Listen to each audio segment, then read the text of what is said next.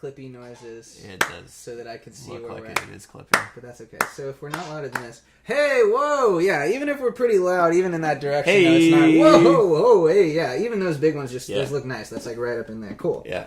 Awesome. Hello, subscribers.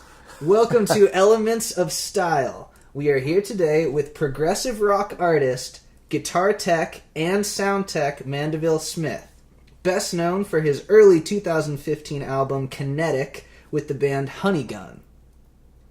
He now does high-level AV production with international AV firm PSAV.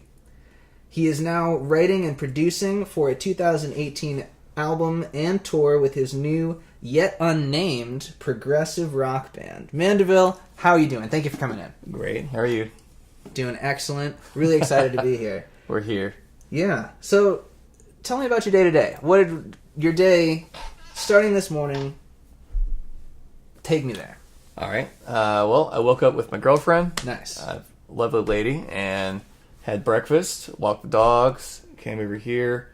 And this was a pretty crazy morning. So I just got back from Greenville, South Carolina, on a PSAV trip. Very cool. So we did some large-scale production there. But I had to put in an expense report to get paid for my meals. Right. Yeah. And mileage is also a thing in there if you drive yourself. I rode with my coworker, Brian, so I didn't put that in. But it's ironic because my boss rejected my expense report because he said you need to put in your mileage. Oh, man. And I went back and forth, and now we have it approved, so that is good. Then I had to text my bosses my hours for the few days, which is also a thing. I had to get back to Sam of the Altamont Theater because I work there and do sound there. And Sam is booking dates for sound techs as well as bands. It's part of running the business, so I had to get back to him. Then I had to go on healthcare.gov. This is exciting. Yeah. And take care of my changes for next year. I had a whole list of things I did. So this was a pretty busy morning of functional things, making sure I'm fed and taking care of business. And that's it. So I started to pack right before you arrived for my upcoming trip. Now I'm going to Raleigh and then Savannah for my next gigs. A lot of times I'm not traveling. It's just this week. That's what I'm doing. I'm traveling for work. So very cool. That was this morning. Welcome to my life. Nice. Mandeville Smith. Hardworking guy. Progressive rock guitar specialist. Writer. Producer. Let's get into some nitty-gritty stuff here. So I say we start with the Josh Waitzkin thing just because we were talking about that before and that's going to be fun. So interesting. Yeah, we talked about the concept of form to leave form, which is you learn the nuts and bolts, you learn the basics, you learn the strategies, you learn the tried and true foundation of any art, and throughout our career we have these moments where, you look down and you realize the training wheels are off the ground. You look down and you realize, you've dropped the balance bar and you're doing it. You're expressing yourself without having to have the structure, the strategy of what you're doing immediately in front of mind. So do you have a moment where you can point in your life where you experienced that, maybe for the first time or maybe a time that it was just had an impact on you? I've got a couple that come to mind. Yes, excellent. Okay, let's get into it. What you got? So one was just, it wasn't as much of a technical thing. It was more just faith in myself. It's when I decided that I was going to be involved with music on a professional level, to some degree. I was in college, and I was pre-med at the time, and I was at a wedding with my family in Chicago. It was a family wedding, and I remember arguing with my dad at the wedding reception. He was trying to get me to, he was talking about being a doctor or something like that, and I finally put my foot down and said, I'm going to be involved with music. Somehow I'm going to do it. I don't know how I'm going to do it, but I'm going to do it. I think I had enough faith in myself. So that was the sophomore year of college, and at the point I had already been in several bands in high school and in college. I knew that's where I was interested. That area is where my interest was. It wasn't in being a doctor or a lawyer or teaching school or anything like that. It was, I have to find a way to make this work. This is what I truly care about, and if I am loyal to my passion, if I truly follow what interests me, everything else will fall into place. And so that was a big moment. That was a pivotal moment on me just deciding to do it. So it wasn't so much that I learned to play guitar and then I could choose how to craft a song. It's more of just actually making it happen. Mm-hmm. Another thing comes to mind was I think this is the same year. That was a big year for me, the sophomore year of college. I realized I had this cheap little interface that I could make any kind of music I wanted to. That's when I first got into sample drums. I didn't know how to make a beat and program it on my own, but I knew how to drag beats that I had downloaded from somebody I met in college and write music over them. And I formed a college band, I think sometime that next year, but I realized I had control over my own destiny. So it was a level of competence on the instrument, but a lot of times my focus has been not just getting better as a player, but developing that skill set of how to form a band. Mm-hmm. And that's a lot of where my focus was with my later band Honeygun that we can crack into later. Yeah. But it's kind of an interesting twist is I realized that for me to stay in the music world on a sustainable level, I would need to be in functional, successful bands that were promoting themselves and making money and had a stable lineup to the best of my ability. And I didn't have to be the best guitar player in the world. And that was an interesting realization as well. I thought it was only if I was good enough initially, the world would just come to me. Right. And, okay. Not the case. I'm sure that does happen for the virtuosos, but I had to come to terms with that I may have some talent of my own, but I'm not world class. Man, that's huge. In just playing. So yeah, so it sounds like for you, part of the experience of form to leave form was getting to a point where you realize the form is different. It's bigger. It's more diverse than you initially think. It's not just playing an instrument. Yeah. If you want to be involved with music, because you got to go back to my focus. It's just I want to be there. I want to be doing it. And the answer for me was develop these other sets of skills. So once I realized I could play the guitar, you could call that my core competency, right? Yeah. I could play an instrument.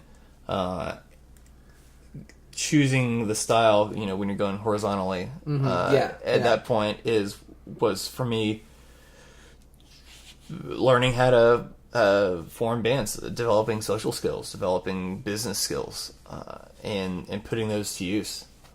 So that was, I would say that started sophomore year of college, and it's I've continued to grow in those planes since then. So yeah, definitely, that's excellent, man.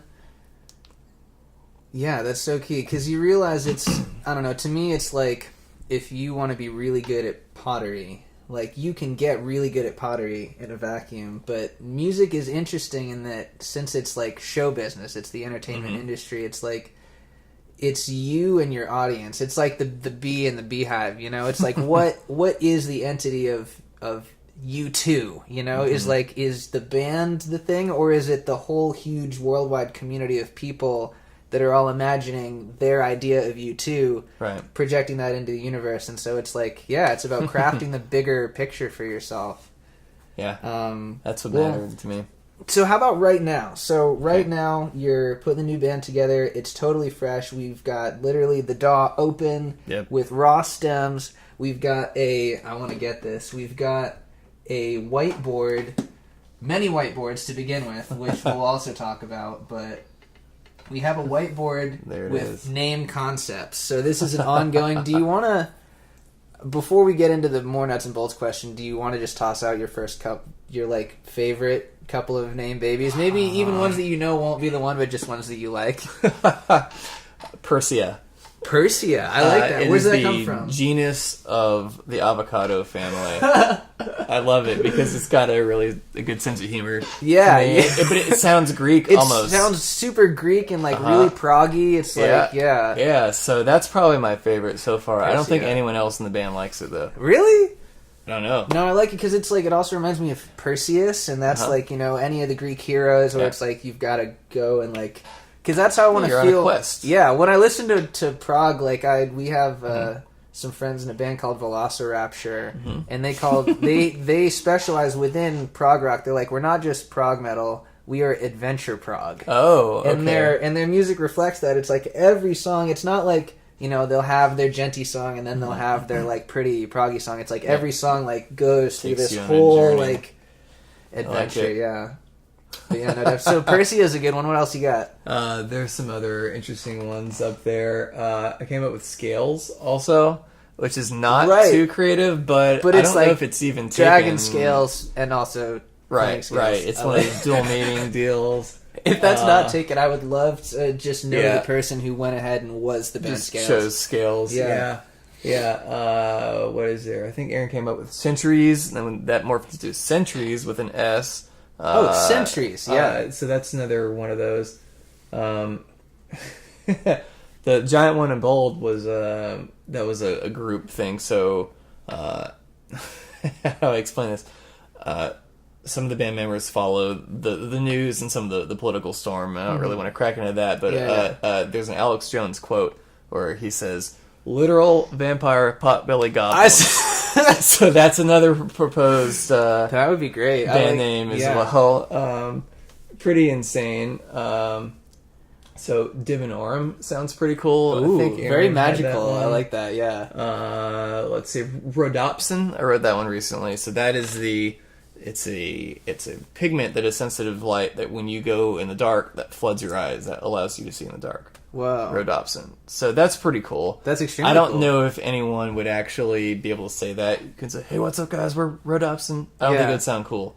It's I know. easier than Hail Cassius Neptune. And I mean, that one has worked against us a little bit, but has not been a deal breaker. So Rhodopsin, that could be it. So maybe that's it. Yeah. So those are some ones that are on the table right now, but we've got to make some progress with that still. Yeah, nice. So The process of choosing a band name is it's a difficult one because it's entirely subjective on people's opinions of what matters, the dual meanings or pronunciation or you name it, or a reference to something else. Like what is important? Does it need to be one syllable, one word? Can it be multiple words? How techy do you want it to be? How hard do you want it to be able to say? I mean, all these are factors, right? Yeah, so absolutely.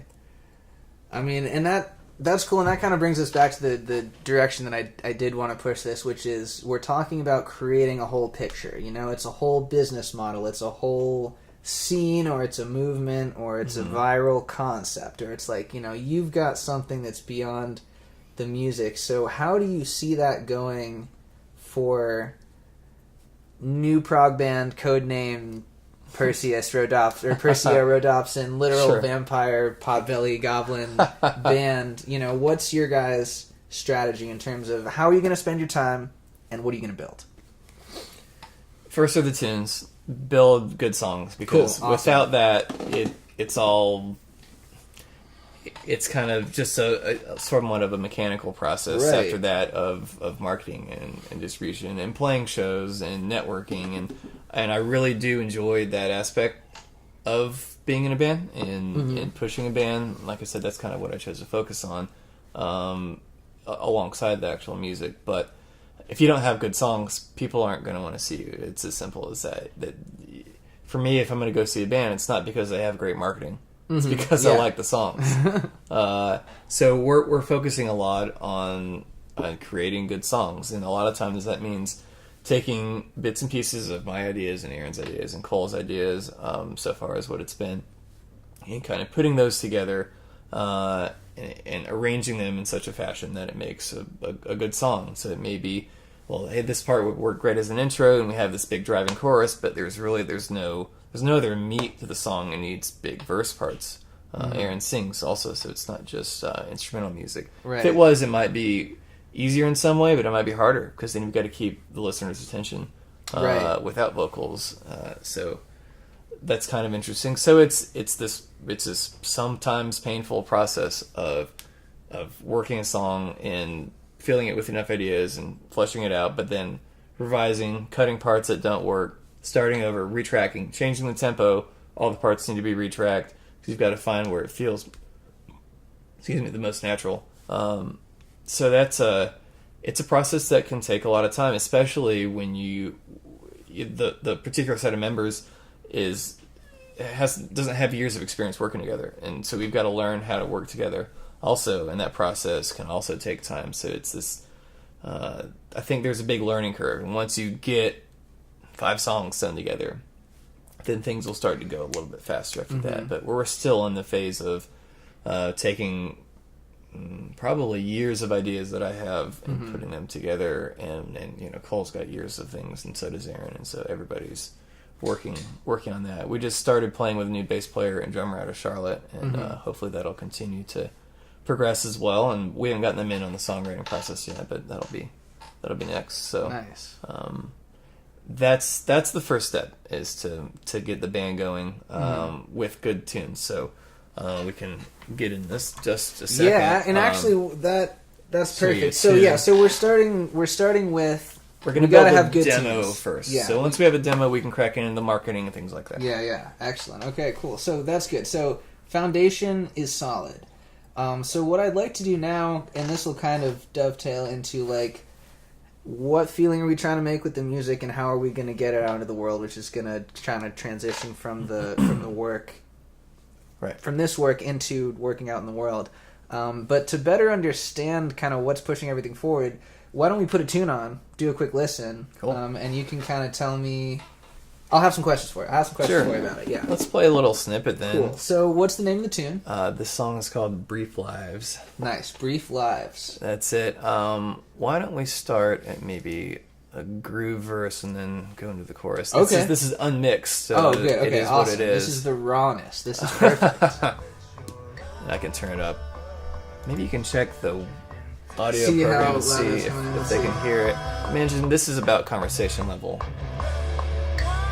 You can push a little harder, but it's definitely, that's about where we've been talking. Let's turn off the click. So right now we have the song arranged. I'm assuming the camera can see sequentially left to right, so the tracks are stacked and then put into folders. So as the DAW plays back, you just kind of scroll down. You can open each folder. That's Cole, myself, Aaron. That's his bass. Vocals are stacked on top because that's kind of a different process we go through for those. So this is something it's groovy. You can start to hear some horns in there, and then we'll move right now into what I think we're calling the chorus section. You can see the lots of time signatures here. So it goes 8, 6, 10, and 5. So you're counting in 8. Yeah. 1, 2, 3, 4, 5, 6, 7, 8, 9, 10. 1, 2, 3, 4, 5. Boom. So the riff was written independent of time, and we had to figure out what time it was in. That's cool. I love solving problems like that. And I'm a sucker for a major key prog groove too. Because it feels so big and grand. Yeah. We can kind of get into style choices here. Please, yeah. So that was just that chorus, and maybe I'll solo my guitar track here. Zoom in a little bit, and I'll follow. So you're hearing those. It's a C in the bottom. It's an open tuning also, which is sort of bizarre. Yeah. And you can see the editing here. So it's unmixed, but this particular part has been double tracked. That's how you get those big, thick guitar sounds. Nice. And when you combine this with Cole, the other guitar player's part, you have 4 different guitars playing at the same time.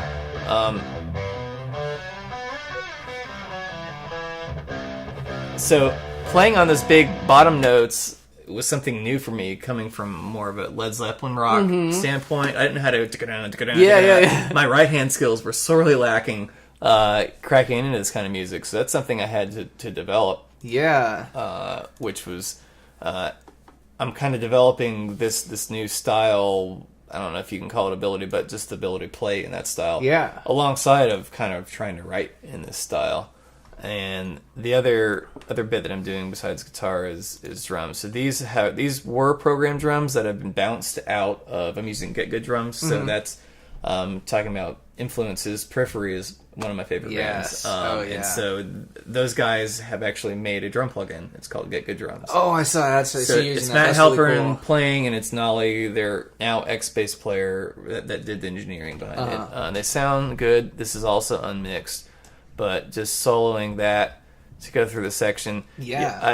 Towards the end, you'll hear the kind of, it's not really off time, but it's just a stacker that I put on kind of an odd beat, just for an interesting feel. So you couldn't really hear it as well. Yeah. Turn it up some more. So, is this just from my own understanding? Is this a loop that you got from the program, or are these samples that you use like drum replacement? Like, how exactly did you? Fit this Creating. Did you program it? I programmed it within. So I can open another song in a second. I'll show you. Okay. I want you to hear the odd symbol right here. Yeah. Oh, I love that. Little polyrhythm going on. Yeah. So yeah, simple. you just put like a dotted coordinate over it. Yeah. Right? Pretty easy. So I love that. Let's see. What did I call it? I can dig in here for days. I may not be able to. Wait, there it is.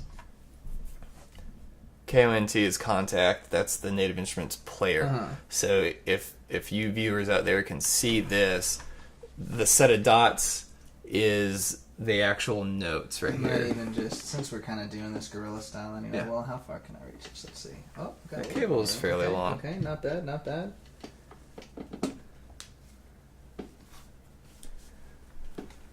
There you go. I think you can kind of start to see it. So essentially, each column here is a tone. Okay, I'm close enough now. There you go. So you're hearing them as I click up, and they're labeled. And when you double click, or you have a MIDI controller, you can press it. But each of these is a kick drum on the bottom. These are toms that go down. So that's a tom fill right here. Let's play that. Pretty sweet. So that's essentially how it's done. Is you have a grid that has time on it, and you have a set of notes, and you choose them. You can see down here I've pretty extensively modified these velocities to make it sound more natural. One thing with that's really cool. Everything else would be when you program. Pull this back over because I want to. That's really cool, and that's something I'm interested too. Is you are taking something that first was a live recorded sound and then was a sample triggered with MIDI, and now you're going in and you're changing the velocity. So essentially, the amplitude or the volume. So yeah, here I'll of each hit individually. I'll choose one. What is this here? This is a floor tom. So. The lower this is, the softer the note's going to be hit. And the more I drag it up, the harder it's hit. Awesome. So how are you making these decisions? Like note by note? Is it like you're accenting beginnings of phrases? Or like how are you going in and doing that? How are you making those decisions? Because this is a cool element of style. It's done by ear. Okay, cool. So what I'll do is generally the guitar part gets written, or sometimes I'll have a beat in my head, and I'll start there. But most of the time, I'll actually play the guitar or listen to it when it's tracked, and it sounds crazy, but I'll just dream up what drum part would sound good. Okay. I'll sit there and listen to it and play beats in my head until I think, oh, this is pretty cool. This is worth clicking. And so then I'll program what I'm hearing, which is a lot of trial and error. Drag the kick here, it needs to be a little bit further there. It can be a little tedious, but once I have the idea out of my brain on the computer, then I can hear it played back to me and then evaluate. All right, that sounds cool, but here's what I want to change about it. Or this is perfect already. This is exactly what I was thinking. And the process goes like that through each section. There have been cases where I'll hear something like this really cool polyrhythm in my head, and I'll program it, and then I'll write a guitar part around it. But most of the time, I'm a guitar player, so is Cole, so is Aaron even. So the music gets written primarily from that focus. Cheers. I think we'd be better a band if we had a real drummer and bass player involved in the writing process. Because at that point, the ideas aren't all derived from the mind of a guitar player. You have ideas that come from a different source entirely. I think the music would be better, but work with what you got. So this is what we're doing. And I still think we're coming up with some pretty good tunes. Yeah, absolutely. I mean, the stuff obviously already is amazing, even just listening to the raw stems in the thing. I mean, this is a very developed sound. It's a very deep and polished world that we're getting a window in here. That's something I've had to learn how to do. It's very easy to have very easy, I guess, is me being judgmental, but it's easier from a technical standpoint to put some mics in the room and have the artists do their thing, or if you're the artist, just to play and let it rip, and then you can make it as best you can in post editing, and that's one thing. I feel like that's kind of like a Jack White style. He would just put the mics up, let it rip. I don't know how he does it. I'm probably way off, and he's super careful about every note, but I feel like that's kind of his style. It's his sound, right? Just to do it. It's almost like a primitive blues perspective that he takes on his music. Definitely. So this is the opposite. This This is earlier you couldn't see the camera was in there, but when I was playing just my guitar part soloed, I played those parts pretty darn accurately. Yeah. Several times to get those takes, and even then I had to go back and actually cut the waveform and drag it a little bit one way, a little bit one way for each little passage. If I wasn't just perfect. Your ear can hear it when it's being played back, and pan hard left and right. You can pick it up that it sounds a little bit different. But when it is perfectly in sync, when the editing is done and it's played back as one track, it's a better guitar part. It's a thicker part than you would be able to hear otherwise. And then when you have another guitar player that's doing that too, you've got 4 tracks that sound like 2 tracks, but if we're playing the same notes, it's really one massive sound that you get instead of hearing 4 distinct tracks. Yeah. Which is pretty cool. So that's part of this style is big guitars that are very, very tight. Nice. Can we jump back into some guitar sounds? Sure, yeah. So this is just the drum track. What I did is I bounced from that program with MIDI notes, and I rendered them into audio. So you've got, for instance, you've got a kick close mics, and you've got room mics as well that you're hearing in there. So here's just the need to actually play notes there. That's just close mics, and then with the air. Oh wow, that's a big difference. It makes a big difference. It's nice, and this program itself will let you have a ton of control over a ton of mics and voicing options, and this is just the best thing that I wanted to make permanent decisions. In order to make a mix move forward at some point, when you're done tweaking things, you have to just put it down and move forward. Right. And so I made a mix of drums that is just, it's a choice of microphone, like room, close, and far, kick in, kick out, that kind of thing. And you essentially make a tone. I wanted to limit myself to just a close mic and a far mic.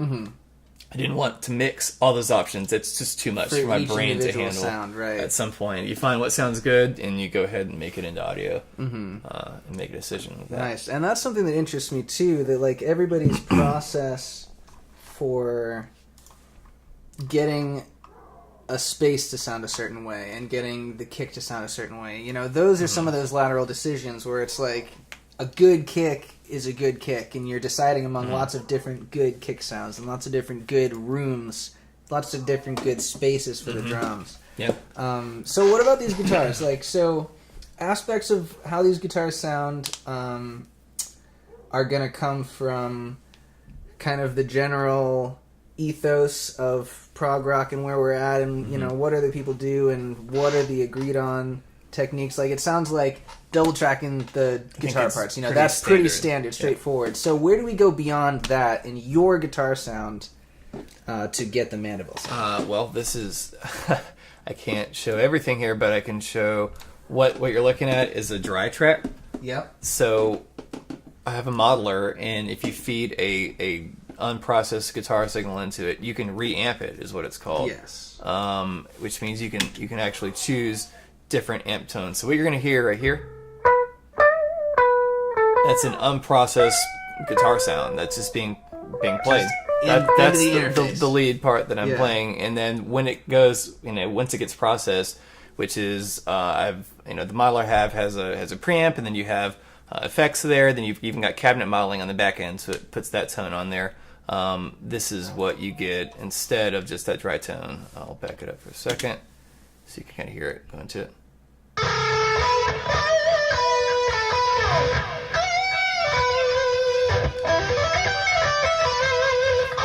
So that's a very different sound than just the dry tone there. Go ahead. We very quickly left the bedroom and ended up on a mountaintop.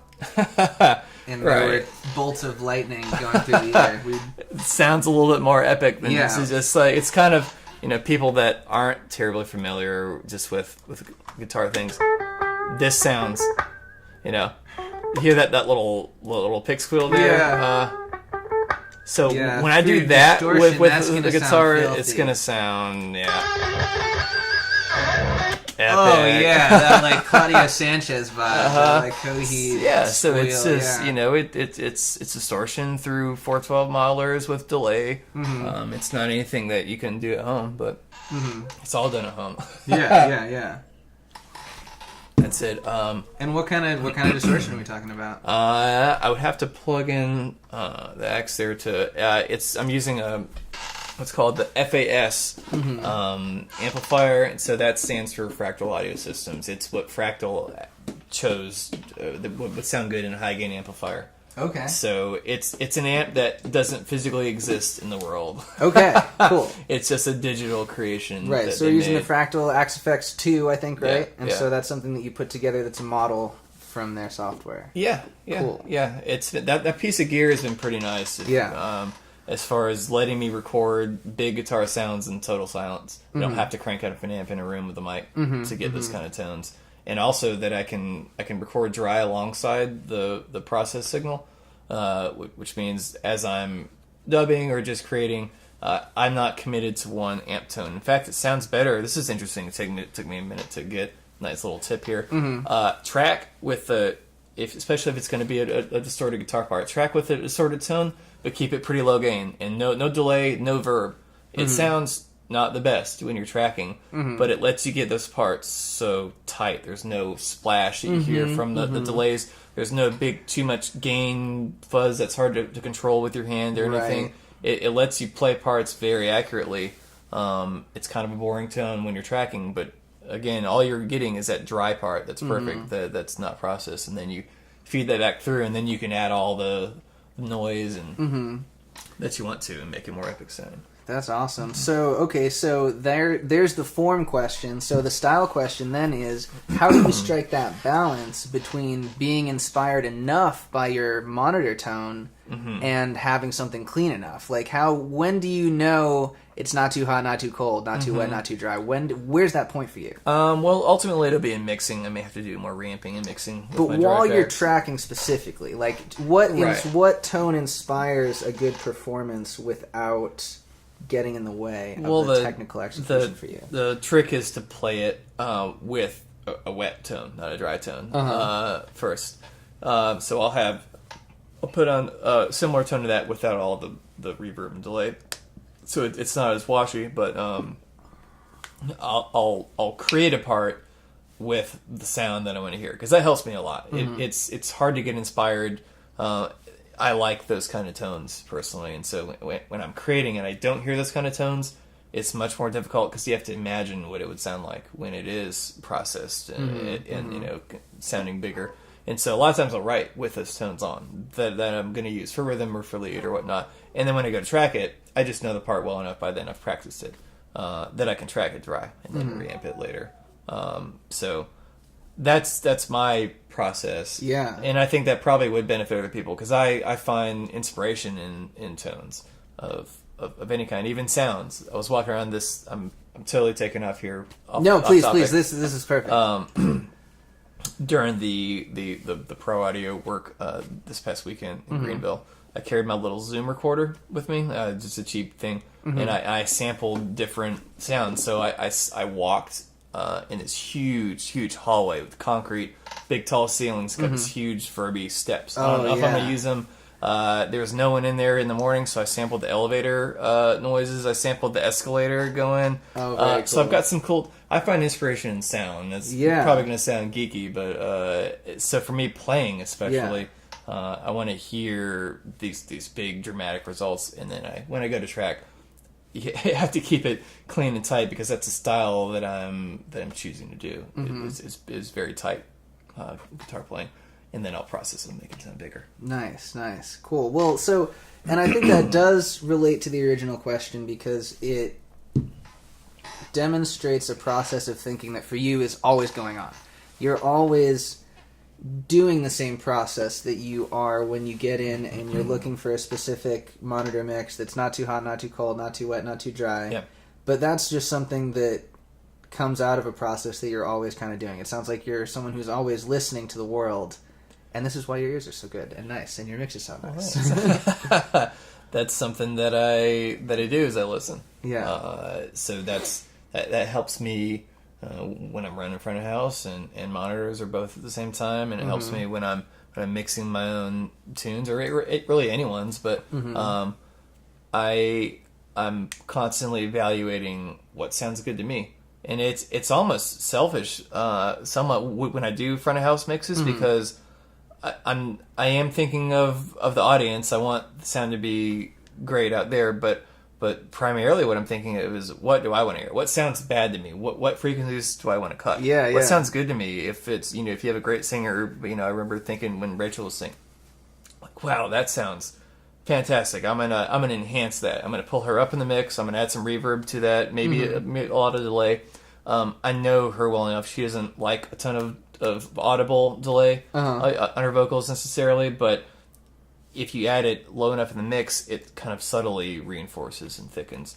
Very cool. And so what I'm doing is identifying things that I like and things that I don't like and things that I can't hear sometimes. For instance, if you have bands that have electric instruments as well as an acoustic, the acoustic one's going to get drowned out a lot of times in the mix. And so sometimes I'll see I have a pretty good sounding mix and I'll look up. Give me water, hold on. I'll look up and I realize I can't hear someone when they're playing. Oh, I can't hear the acoustic. Pull it up. Yeah. And I'll hear what they're doing. And generally, if it's a good band, it'll sound good, and I can find a place to fit it in the mix. Sometimes there's just no room for it. It doesn't sound good, and you just... yeah. And you don't tell the player after, hey, man, nothing you did mattered because you were, how offensive can you be? Right, I don't have to do that. Generally, bands are rehearsed well, and a lot of times, especially with, like, the instance of an acoustic guitar and an electric mix, the notes almost don't matter. It's more of a texture. Yeah, it's the pick striking, especially with really strumming-oriented stuff, for sure. Yeah. Yeah, I think about that a lot, too. Like, and that's something that I still have not gotten good at, that I'm sure in the next few years I'll get good at, is knowing what my options are when I have an acoustic guitar signal for, like, what I'm trying to get out of it. It's like, how much of the voice of the tone am I trying to get? How much of that percussive aspect? And, like, just acoustic guitars, I feel like, could be a whole universe of specialization. Yeah. If you have someone like, someone that plays the fingerstyle acoustic, that's the only instrument you're hearing, I would choose drastically different EQ settings than I would an acoustic in a rock band context. In that case, a lot of times you're worried about feedback too, which is not choosing tones. That's just making it where it doesn't squeal. Yeah. So you have to consider functional things like that as well. Nice. Awesome. Well, heck yeah. Well, let me pause this for a second because I have to text Kylie where I am.